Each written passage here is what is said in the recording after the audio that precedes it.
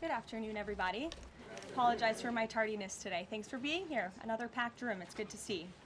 We'll begin with a scheduling update today. President Trump will commemorate the 24th anniversary of 9/11 on Thursday with a visit to the Pentagon Memorial in the morning, followed by an appearance at the New York Yankees game at Yankee Stadium in the Bronx on Thursday evening. Next week, as you all know, the President and the First Lady will depart for their historic state visit to the United Kingdom on Tuesday, and they return to Washington on Thursday. Today, I would like to address the tragedy that has not received nearly enough media attention, the brutal murder of Irina Zarutska. Here are the facts that many outlets have shamefully and intentionally failed to report until President Trump drew attention to it. On August 22nd, Irina Zarutska was stabbed to death on the rail system in Charlotte, North Carolina, by a savage career criminal. This is a public transportation system that many in the area use every single day to go to school and work. Irina was on the train that night traveling home from her job at a pizzeria, still in uniform from her shift. This beautiful, innocent 23-year-old young woman was a Ukrainian refugee who had recently fled her country for a chance at a safer life and a promising new beginning here in the United States of America. But tragically, a public transportation system in a major American city was more dangerous than the active war zone that she left. The President and the entire White House are praying for her family and friends during this unimaginably difficult time.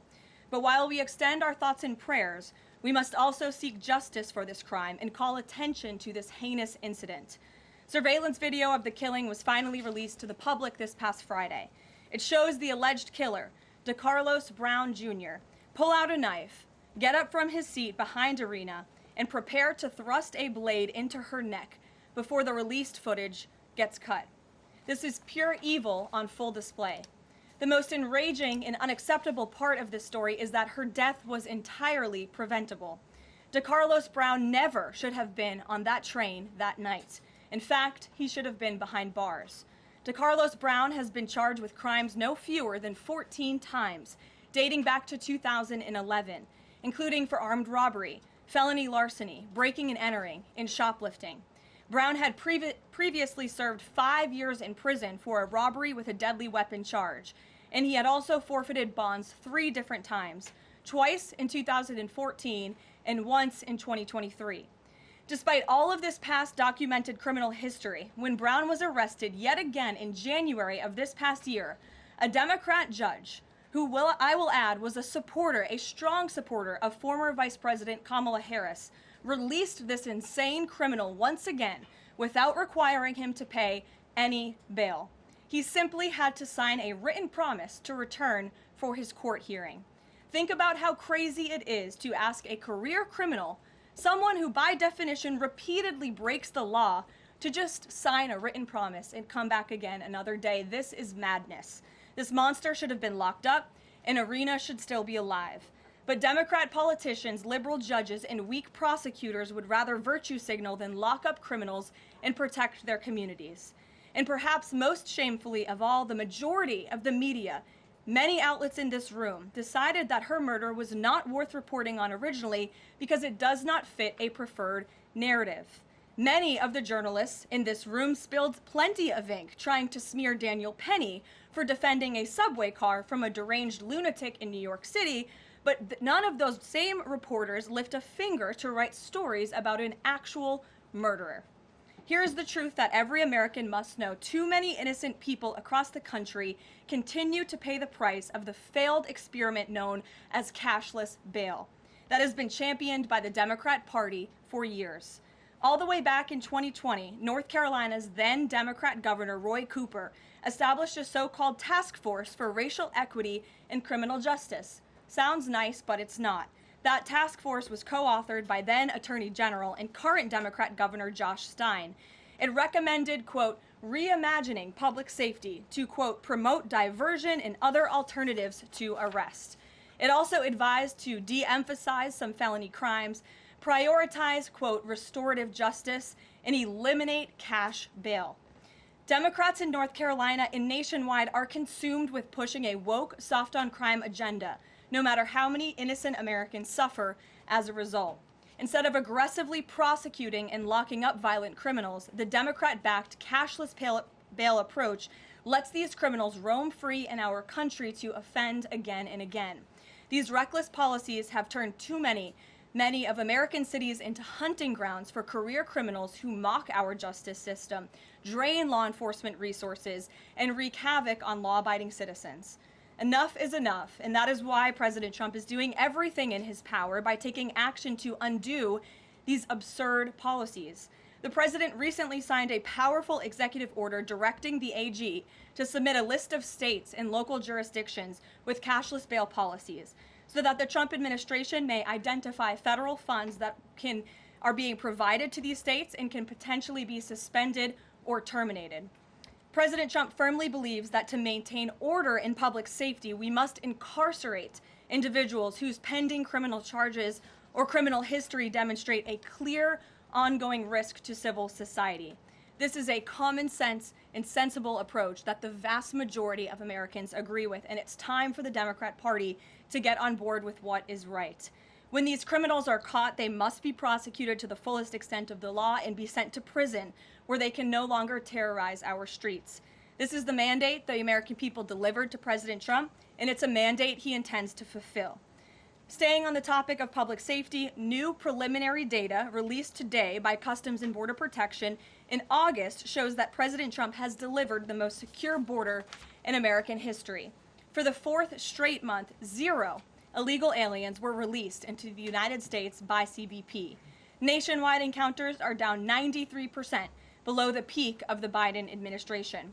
Border Patrol apprehensions on the southwest border in the entire month of August were less than what was apprehended in 4 days in August 2024 under the Biden administration. President Trump has ended disastrous Biden illegal alien invasion, and he sealed our border in record time, keeping this central promise he made to the American public. With that, I will take your questions. Here in our new media seat today, we have Michael Schellenberger, who is the founder of Public News with nearly 2 million readers and subscribers. Michael, thank you for being here today. Thank you. And why don't you kick us off? Sure. Thank you for making space for new media. Nice to meet all of you. It's great to be here. I want to see if you could give some insight into whether the president is considering additional measures against Europe and Brazil, not just for censorship, but also for preventing political candidates from actually competing in elections. We've now seen in Romania, France, and now Germany with Joachim Paul, efforts to basically just prevent candidates from being able to compete in elections. The president has shown some concern around President Bolsonaro, who's being prevented from running. All of this is coming in the context of increased censorship of online platforms, of American platforms, and efforts to censor Americans. I'm personally being investigated under criminal investigation with my Brazilian colleagues for publishing the Twitter Files Brazil. We're very grateful that the president has imposed Magnitsky sanctions on the judge. Is the president considering additional actions, given that it appears that they're going to end up with a conviction against President Bolsonaro, preventing him from running? Is he considering doing anything about this crackdown in Europe? I mean, it's shocking to see Joachim Paul, this mayoral candidate in Germany, the criminal indictment against him cites him, quote, saying that he loves the Lord of the Rings as reason why he's an extremist and shouldn't be able to run. So I just wonder if you could speak to that. And again, I'm grateful to be here. Nice to meet you all, and I'm grateful for what the Trump administration has done to push for free speech abroad. Well, thanks for being here, Michael. We appreciate it. Freedom of speech is arguably the most important issue of our time. It is enshrined in our Constitution, and the president believes in it strongly.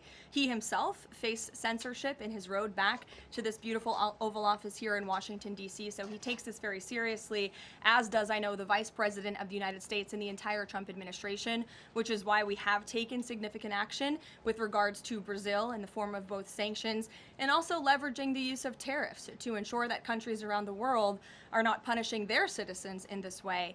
And at the same time, the president is, while he's leveraging the United States to safeguard our interests abroad, he's also making sure that freedom of speech remains here in the United States of America. So I don't have any additional actions to preview for you today, but I can tell you this is a priority for the administration, and the president is unafraid to use the economic might, the military might of the United States of America to protect free speech around the world. Quick follow-up to that? Sure. Quick follow-up, which is just, there was a Reuters story saying that the Trump administration was looking at this Europe-U.S. trade deal as one of the sticking points, this issue of the censorship not just of U.S. platforms, of Americans. Do you have any updates on how those trade talks are going? And I also wonder if the president is concerned about NATO membership. NATO membership requires that you be a democracy and you have free speech. Is it possible that some of these actions that we've seen in Romania, France, and Germany would disqualify those countries from being in NATO after this? I have not heard the president discuss NATO membership in regards to this issue in particular, but I have heard him discuss the issue of free speech and the importance of free speech with foreign leaders around the world, including the Prime Minister of the United Kingdom. When we were in Scotland, the president brought this up and how important it is for the Prime Minister to protect free speech in the UK and in various conversations with other world leaders. So he brings it up, and I think the entire world knows that this is a priority for the President of the United States. Gabe. Thank you, Caroline. Regarding the Israeli strike in Doha, how much time or how much of a heads up did the U.S. get, and does the president support the strike? Sure. Well, I have a statement to read for all of you with respect to the Israeli strike in Doha, and here it is. This morning, the Trump administration was notified by the United States military that as Israel was attacking Hamas, which very unfortunately was located in a section of Doha, the capital of Qatar. Unilaterally bombing inside Qatar, a sovereign nation and close ally of the United States that is working very hard and bravely taking risks with us to broker peace, does not advance Israel or America's goals. However, eliminating Hamas, who have profited off the misery of those living in Gaza, is a worthy goal. President Trump immediately directed Special Envoy Witkoff to inform the Qataris of the impending attack, which he did. The president views Qatar as a strong ally and friend of the United States and feels very badly about the location of this attack. President Trump wants all of the hostages in Gaza and the bodies of the dead released, and this war to end now. President Trump also spoke to Prime Minister Netanyahu after the attack. The Prime Minister told President Trump that he wants to make peace, and quickly. President Trump believes this unfortunate incident could serve as an opportunity for peace. The president also spoke to the Emir and Prime Minister of Qatar and thanked them for their support and friendship to our country. He assured them that such a thing will not happen again on their soil. And to be clear, the president disagrees with the location of the strike, and that he passed that along to the Prime Minister Netanyahu. The president just confirmed that in the statement that I just read to you, which I spoke with him about before coming out here. Caroline, Jackie. Thank you, Caroline. So is the president upset with Netanyahu now?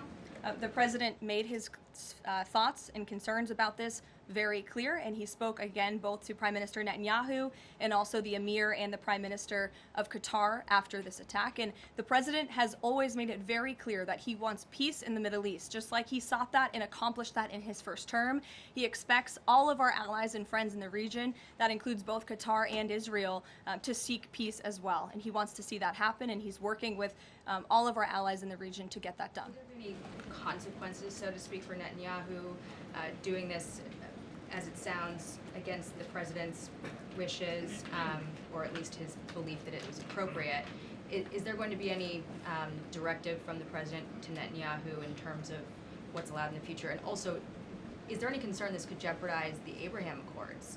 Look, that's a decision only the president can make. With respect to your first question, to answer your second question, as you heard from the president, he said he believes that this can serve as an opportunity for peace, and he's still actively and aggressively pursuing it with all of our allies and partners in the region. Jennifer. Just to follow up on that, Caroline, are you able to say how often the president spoke to the Prime Minister of Israel before this? Because that's one question. And then what did he mean on Sunday when he posted, "I've given my last warning to Hamas," etc.? He wasn't talking about this strike on Doha? No, he was not. As I told you, the Trump administration was notified by the United States military that Israel was attacking Hamas, and the president spoke to the Prime Minister after the attack, as well as, again, the Emir and the Prime Minister of Qatar. And I know Secretary Rubio and Special Envoy Witkoff were present for that call with the Qataris as well. Reagan. Thanks, Caroline. I have two questions for you on crime crackdown. Sure. Democrats have tried to argue that red states have higher crime rates while overlooking problems of high crime in blue cities. I'm wondering if the president would consider working with red state governors to fix high crime in blue cities like in Memphis, Tennessee. So first of all, I want to get to the premise of your question, Reagan, which is being pushed by Democrats, that there is crime in red states. Of course, there is crime in all states, but the crime in these cities is all in cities that are run by Democrats. If you look at the list of the top 20 high crime cities in the United States, every single one, with the exception of one in Louisiana, is run by a Democrat. And these Democrats have supported the same policies that I spoke about at the beginning of this briefing, like cashless bail. If you look at a red state, Mississippi, but a Democrat-run city in that state, Jackson, in 2019, Jackson, Mississippi eliminated cash bail for virtually all misdemeanor cases. And while Jackson is not formally a sanctuary city, the state of Mississippi formally banned sanctuary cities, and this city has acted as a de facto sanctuary city for criminals and illegal aliens since 2017. Same thing, Birmingham, Alabama, a Democrat-run city in a red state. In 2017, the Birmingham City Council unanimously passed a resolution, quote, committing to establish sanctuary policies. So if you actually look at the facts from these Democrat-run cities, these are cities that are run by Democrats and by by members of the Democrat Party. These are blue cities, and they have all supported these disastrous policies which allow repeated career criminals back onto the streets to further commit acts of violence. And so to answer your question, yes, the president wants to work with anyone across this country who wants to end these horrible policies and to bring law and order to our streets. And I think that is proven by his tremendous cooperation with the mayor of Washington, D.C. and our nation's capital. And just look at the results of that. And I do have some updates for you on the D.C. crime crackdown if anyone is interested. There have been a total of 2,177 arrests made since the start of the operation on August 7th. Just last night, there were 57 arrests made in Washington, D.C. Of the 57 arrests, there were 14 illegal aliens who were arrested, many of whom had prior criminal histories. And other arrests just last night in our nation's capital, so you all can be very grateful for this. Our great men and women of law enforcement, both federal and local, working together as they should, made an arrest on a warrant for assault with the intent to kill. The subject shot 2 adult males after an altercation. They made an arrest on a warrant for an armed carjacking. The subject assaulted an adult male in the face with a firearm and then took his keys. We also made an arrest on a warrant for simple assault and the destruction of property and subsequently charged with second-degree theft. Last night in D.C., there was an arrest for possession of a controlled substance with second-degree theft. There was an arrest for possession of a controlled substance with the intent to distribute that subject. The person is also a subject of interest in a homicide and a carjacking. Last night in D.C., we also arrested a felon in possession of a firearm who was carrying that firearm without a license. So these are the career criminals. These are the bad guys that we are picking up in Washington, D.C. every day. The president would love to do this in every Democrat-run city across the country, and he hopes that more Democrats will call the White House to allow us to help them. One more that's D.C. specific. Congress is poised to not extend Trump's federalization of the D.C. police. Mayor Bowser signed the executive order formalizing cooperation with federal forces. You just mentioned all the success that the operation has had. Does the White House believe that the Mayor Bowser's action is enough to continue the crime crackdown? We are very grateful for the mayor's cooperation in this effort, and we look forward to continuing to work with her and the Metropolitan Police Department. Bloomberg. Thanks, Caroline. The president says, he plans to speak with Putin soon. Can we expect a phone call between the two leaders this week? I don't have any phone calls to read out between you, the president, and any other foreign leaders. Ed. Thanks, Carolyn. I want to ask about the benchmark revisions that came out. If you look at the revisions between March of 2024 and March of 2025, and you do a little math, it averages out to 73,000 jobs roughly per month added to the economy, less than what was thought. When can we expect the Trump administration, now their policies are rolling out, for that increase, that average to increase? Well, let me just say something about the revisions that came out this morning. And this was one of the biggest revisions in absolute terms in decades. And the benchmark year, March 2024 to 2025, shows that the job growth was vastly weaker during the Biden administration than ever previously reported. Between this revision and last year's, job growth was actually overstated by approximately 2 million jobs. And the Biden administration stood up here and vouched for that data and told you that data was real. And when President Trump calls into question the veracity of that data, like he did before he took the oath of office and even now as President of the United States, he was ridiculed for that. And turns out this revision proves two things. Number one, the president was right, and this is why we need new leadership at the Fed. And this makes it very clear that President Trump inherited a much worse economy by the Biden administration than ever reported. And it also proves that the Federal Reserve is holding our monetary policy far too restrictive. Interest rates are too high. The Fed needs to cut the rates because of the mess that we inherited from the Biden administration. Time frame. The president has said a year. Secretary Besson said maybe the fourth quarter. When can we expect these numbers to increase? Well, first, we need accurate numbers. We need truthful and honest data, which is why the president took the monumental step to try and appoint and confirm new leadership at the BLS so we can have data that we can actually rely on. And that's what the president is doing, and we hope that his nominee will soon be confirmed. Charlie. You addressed the crime of Irina Zarubka, and the president has done a lot to deliver justice for victims of crimes like that horrific stabbing. And the Epstein files are back in the news because a lot of Americans feel that that Jeffrey Epstein's victims never got justice. Does the president care about these victims? Do you think he can does he want to deliver more justice for them, and is he willing to meet with them? The president cares about victims of all crimes, and that's why Republicans in the Trump Department of Justice have done more in terms of transparency when it comes to the Epstein case than any prior administration. And why are the Democrats all of a sudden caring about this? It's because they are desperately trying to concoct a hoax to smear the President of the United States. We have seen this time and time again. Ro Khanna and all of these other Democrats, they could have cared about those victims 4 years ago. When Joe Biden was in office, they could have pushed for transparency then. Unfortunately, the Democrats are using victims as political pawns to try to smear and to push a hoax against the President of the United States. And I will get you numbers on the amount of child predators that this administration and this FBI and this Department of Justice have locked up under President Trump's leadership. We have done more than any president to protect victims of crime, especially disgusting, heinous sexual crimes, and that includes the deportation of illegal aliens who are perpetrating these crimes against innocent victims in our country right now today, and that remains a top priority for this administration. Does the president, will he meet with the victims? On the Doha strikes, did the president speak with Netanyahu before they were carried out? Did he urge him to not go through with it, or did they only speak afterwards? Again, I read you a statement. The Trump administration was notified by the United States military that Israel was attacking Hamas. The president directed his special envoy Witkoff to immediately call the Qataris, and after the attack, he spoke to Prime Minister Netanyahu. One more. Behind you. Thank you. Go ahead. About the Epstein case, would the White House support a professional handwriting expert review of the document released yesterday to prove that it's not the president's signature?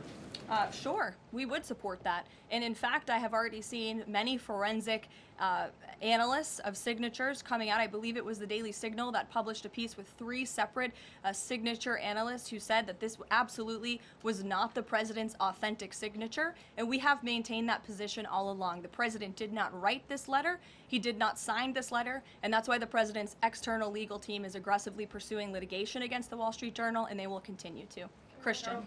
Thanks, Caroline. Following up on Ed, now that we have these revised jobs numbers, is the president concerned at all that price spikes, stemming from his tariffs through the end of the year, might actually be driving the country towards a depression or a recession? What I'm asking is he committed to these policies now that we know how faulty the jobs data was? The president is committed to his policies because his policies are working, Christian. And there have been a lot of people fear-mongering about inflation in this room, but it just has not come to fruition. On a monthly basis, CPI inflation has now come in at or below the market's expectation for 6 consecutive months, every month that President Trump has been in office. Overall, inflation has run at a 1.9% average pace in the president's first 6 months in office. I would have told all of you that in January, you would not have believed me, but those are the facts and those are the numbers. And we also see many other positive signs in economic indicators like real GDP.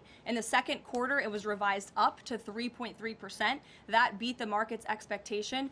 We know there's a capital spending boom right now, which we know is one of the greatest economic indicators of job growth. We know wages are increasing at a far faster pace than they were under the previous administration. We see productivity in the second quarter was also revised up to a strong 3.3%. And total industrial production, factory output also surged. All of this means the economy is moving, people are working, people are spending money. You look at consumer spending, that is also ticking up and in the right direction.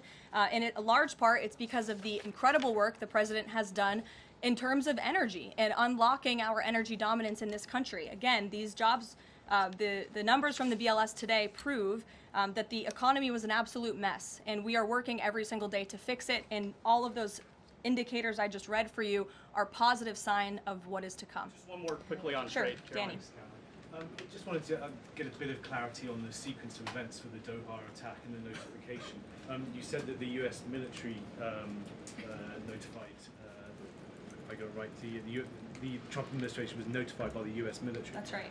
Was the U.S. military notified by the Israeli military, or did the U.S. military detect an incoming Israeli attack on Qatar? The U.S. military notified the White House and the President of the United States. That's all I have to share for you on that, Danny. Thank you. Jeff.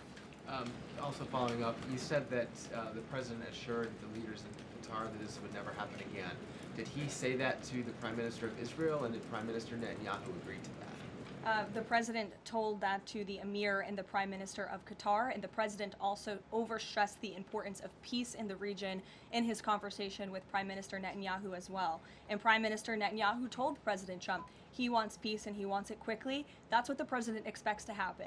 The president is very clear in the statement that he just had me read, and you will all see it out on True Social very shortly, I am sure. The whole world will see it. He wants all of the hostages released out of Gaza, and he wants this war to end. Those are two clear directives that the president is making very clear for the entire world to understand. Mary. But Qatar obviously has been helping to negotiate these ceasefire talks. Does the president think that Israel is undermining negotiations by striking Qatar? Is he concerned that Qatar's no longer going to want to play that intermediary role? I think the president addressed that in the statement. I can read the whole thing for you again. I think it's very thorough because the president wanted to address all of your questions. We wrote, unilaterally bombing inside Qatar, a sovereign nation and close ally of the United States that is working very hard and bravely taking risks with us to broker peace, does not advance Israel or America's goals. However, eliminating Hamas, who have profited off the misery of those living in Gaza, is a worthy goal. So he answered that question himself. And to be clear, you can't say that Israel informed the U.S. What I can tell you is the United States military informed the Trump administration. Thank you. A quick follow on that. Can you tell us when the U.S. military was notified, given that the largest U.S. military base is in Doha? And then I have a question on D.C. crime. This morning, just before the attack, as I said earlier as well. Okay, thank you. And yesterday, the president spoke about D.C. crime and talked about how there was virtually none. And then he expressed frustration about things that take place in the home they call crime. He said, you know, they'll do anything they can to find something. If a man has a little fight with the wife, they say this is crime. See, now I can't claim 100%. Exactly what crimes was the president referring to? He wasn't referring to crimes. That's exactly the point he was making, Ouija. What the president is saying is that these crimes will be made up and reported as a crime to undermine the great work that the federal task force is doing to reduce crime in Washington, D.C. And I think the president has every reason to believe that, given the efforts of many reporters in this room who actively seek to undermine the president and what he's doing in our nation's capital. We all know that deep inside you all agree with this because you all live here, and I'm sure you are very grateful for the administration's efforts to make the city, which we all reside in, much safer for ourselves and our families. Michael. Thank you, Caroline. Florida Congressman Randy Fine is calling for judges to face consequences if the violent repeat offenders they release go on to commit new crimes. Is that something the president supports? This is not something I've heard the president discuss. You can ask him yourself next time you have the opportunity to. How's that? Caroline, one more question. On Thursday, President Trump will head to the Pentagon and also to New York City in honor of the 24th anniversary of 9/11. Has the president expressed any interest on creating or having Congressman, create a new 9/11 commission to answer some of the ongoing questions many Americans have about that day. I, again, have not heard the president discuss that. You're welcome to ask him yourself, but I do know he very much looks forward to going to both the Pentagon and the Yankees game in New York City on Thursday to commemorate the 24th anniversary. As you know, the president is a New Yorker at heart. He loves the city very much. It is his home, and you'll hear more about that on Thursday when the president speaks on this himself. Kelly. Caroline, thank you. I wanted to ask you a question about the president speaking yesterday before the Religious Liberty Commission. As you know, he's created the White House Faith Office, the Task Force on Anti-Christian Bias, and yesterday he talked about the importance of the Bible in America and the importance of prayer in America. Some people have criticized him for that in stating that he's espousing Christian nationalism. Yet the president has called on the American people to band together in praying for this nation for people of all faiths. How important is that to the Trump administration, and are there guidelines for implementing that? Well, last time I checked, it's not just Christians who pray, it's people of all faith who pray, and that's what the president wants to protect, the religious freedom for Americans of all faith. And he spoke about that yesterday, and that's why he was very proud and excited to announce this new initiative, Pray America, encouraging all Americans to pray for our country in the goodness of our country leading up to America's 250th birthday next year.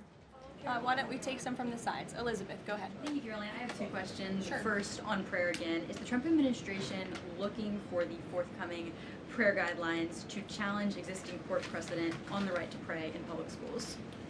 Well, the president spoke about that yesterday, and some of the changes we are making to ensure that the religious liberties of America's students and our youth are respected in public schools. In fact, he had a young student and invited him on stage to share his story about how when this young boy spoke about biological and biblical truth in his classroom, he faced consequences for that, and how Americans of faith should not be facing consequences for expressing their religious freedom and their religious views. Not in any public school in America should that be happening. You heard the president talk about that yesterday. And Sure. Caroline, thank you so much. Regarding Israel attacking Doha, beside a phone call, what was President Trump's involvement in the attack, if any?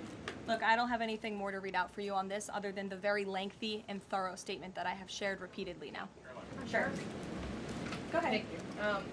After the Supreme Court ruling yesterday on the ICE raids in Los Angeles, some, particularly non-white U.S. citizens, are saying that they're going to begin carrying their U.S. passports with them at all times.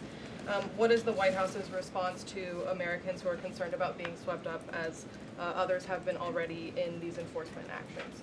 They should not be concerned, because this administration is focused on the detention and deportation of illegal alien criminals who broke our nation's immigration laws. And the Supreme Court upheld the Trump administration's right to stop individuals in Los Angeles to briefly question them regarding their legal status, because the law allows this, and this has been the practice of the federal government for decades. And the Immigration and Nationality Act states that immigration officers can briefly stop an individual to question them about their immigration status if the officer has reasonable suspicion that the individual is illegally present in the United States. And reasonable suspicion is not just based on race, it's based on a totality of the circumstances to review. And I will tell you, I spoke to our border czar about this morning. When ICE goes out to conduct a targeted operation to deport illegal criminals from our community, they are doing so with intelligence, they are doing so with law enforcement sources, they are doing so in most cases with the backing of local law enforcement who know exactly where these illegal alien criminals and drug traffickers and drug dealers are hiding in plain sight in American communities. And the men and women of ICE are doing everything they can to not only follow the law, but to enforce the law. And it's about time that has happened, because we had 4 years of an administration who completely ignored and evaded our nation's very clear immigration laws, and the Supreme Court has reaffirmed that. Sure. Thanks, Caroline. One of the other documents released by the House Oversight Committee contained a photo of Jeffrey Epstein holding an oversized check that was made out to him in the check from the president for $22,000 for a fully depreciated woman. I wondered if the president has any recollection of that, or what you guys make of that photo that was included in those documents. Did you see the signature on that check? It is not Donald Trump's signature. It is absolutely not. The president did not sign that check. Recognize Jordan, the woman. go Caroline, ahead. on the, No. on the New York City election, Caroline. is he Well, considering? I'll take both of you. Go ahead. So first, is the president considering offering Mayor Eric Adams a job? If so, why? And does he think Curtis Lee was a serious candidate for New York City mayor? Look, the president has made it quite clear he wants this race to move forward in New York City. He does not want a communist to be running New York City, but as for weighing in on other individual candidates, I'll leave that to the president to do himself. Caroline, and then following up on Reagan's question, you know, many of these highest crime cities in America, they're led by black mayors, including the three that you mentioned, Jackson, Memphis, Birmingham. So given that, what's your response to criticism from the left that Trump is targeting black mayors? Isn't he just trying to protect black people? The president is trying to protect all Americans from crime, and he wants to make all of our cities in America safe. And the fact is, the most dangerous cities in America are run by Democrats, overwhelmingly. And according to the FBI crime statistics, 19 of the top 20 cities with the highest murder rate are run by Democrats. And these high crime Democrat-run cities are driving up the crime stats in otherwise safe red states. So of course he wants to address this problem. He's made that quite clear. You know, Mike Johnson, he came out and said that the president was an FBI informant. Do you know what he meant by that, if it's not true? I can affirm that is not true. I think the speaker was referring to the fact that President Trump kicked Jeffrey Epstein out of his Mar-a-Lago property for reasons the president has already discussed. John. Oh, thank you, Caroline. First of all, as a Washington, D.C. resident with my family, I just want to thank the administration for revitalizing safety here. In the last 3 weeks, it's been stunning. Well, I want to go to Virginia.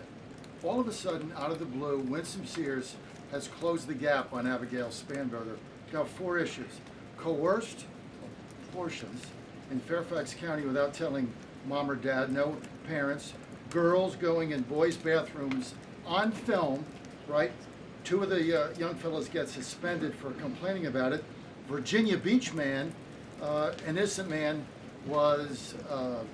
is now died in a car crash by a drunk illegal going on the other side of the road, and now you got Spanberger's got these racist signs. When are we going to get the president to make an official endorsement of Winsome Sears and maybe come and campaign in Southwest Virginia? Well, as you know, I'm very limited in what I can talk about when it comes to political endorsements in future elections from this government podium.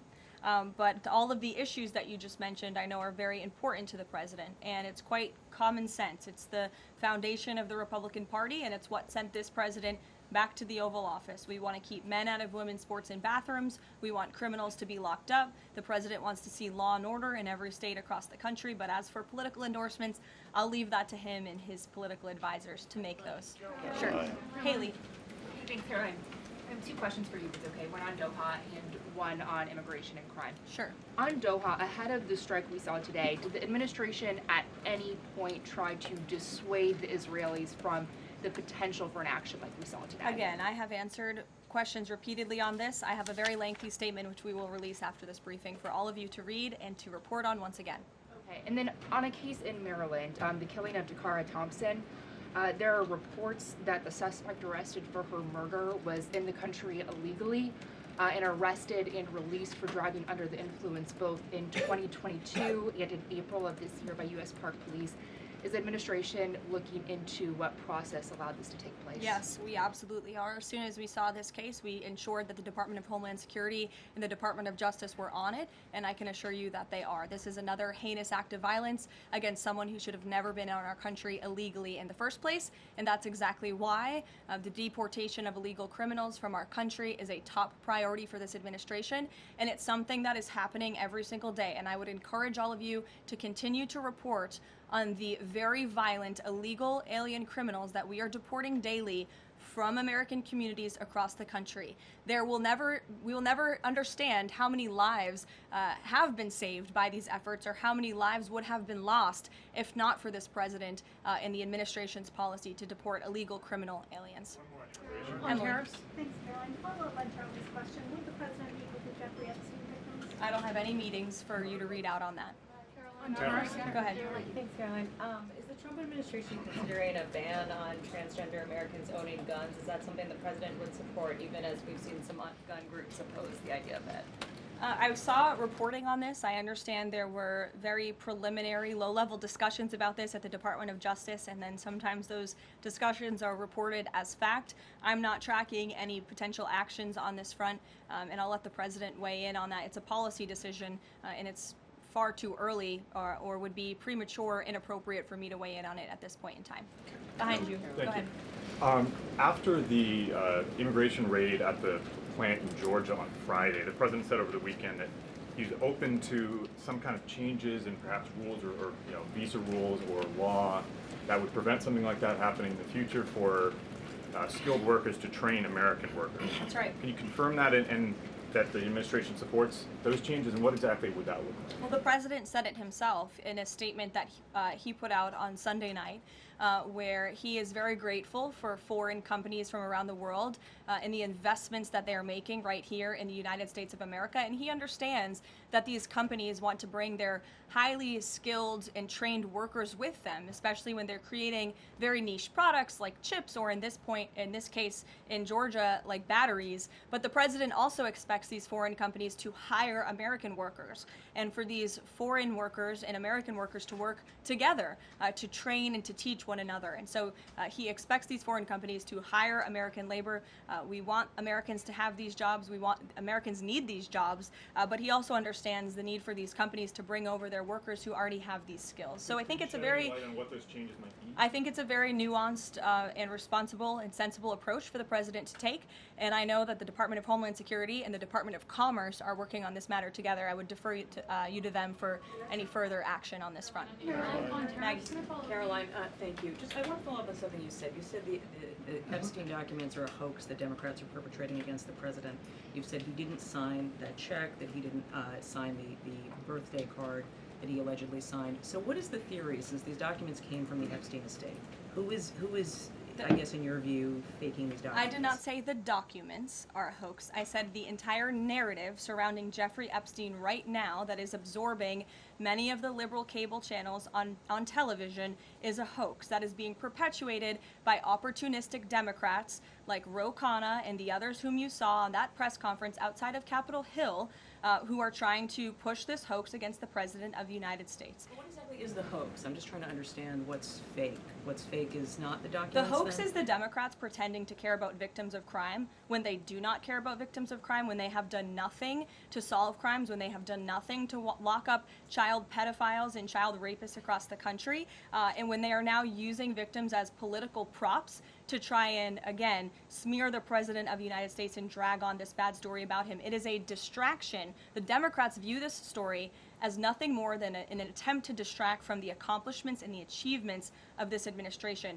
And that is what we mean when we call it a hoax. If he didn't sign these, if you said he didn't sign the birthday card, he didn't do this, he also didn't do the check, those were in documents from the estate. So what is the working theory as to why he's in them? The president has one of the most famous signatures in the world, and he has for many, many years. You know that, Maggie, you've covered him for a long time, long before he assumed this office when he was a businessman in New York. The president did not write that letter. He did not sign those documents. He maintains that position, and that position will be argued in court by his lawyers. The president is very confident he is going to win this case. Caroline, thank you. Is the president planning to meet with Eric Adams in New York, maybe at the Yankees game? And has he personally talked to him about the race? I am not tracking any meeting with Mayor Adams at this time, but if that happens, I'm sure the New York Post will be one of the first people to know about it. I'll take a couple more questions. Why don't we go to the back? Tom Dempsey with News Nation. Regarding the growing U.S. military News presence... Nation, all the way in the back. Regarding the U.S. military, the growing U.S. military presence in the Caribbean, when asked directly about possible future military action, President Trump responded, "You're going to find out." What can the U.S. public expect of that situation moving forward, and what sort of ongoing threat does Trendejo Agro? I think it would be very unwise of me to preview what the president meant from this podium. But I think what the heart of what the president was saying, I know what the heart of what the president was saying in this administration believes, is that the regime in Venezuela is illegitimate. And it is unacceptable to this president and this administration to traffic illegal, deadly drugs into the United States of America. And that's why the president and the administration took very strong action against a boat and 11 narco-terrorists in international waters, as you all saw. I think that sends a very strong message to drug traffickers around the world. The president will not tolerate it, and the amount of drugs on that boat represents the lives of thousands of Americans that could have been killed by that deadly poison, and we're not going to allow that deadly poison to come into our country. The president will be signing a proclamation in the Oval Office later this afternoon, and we will see you all later. Thank you. Thank you.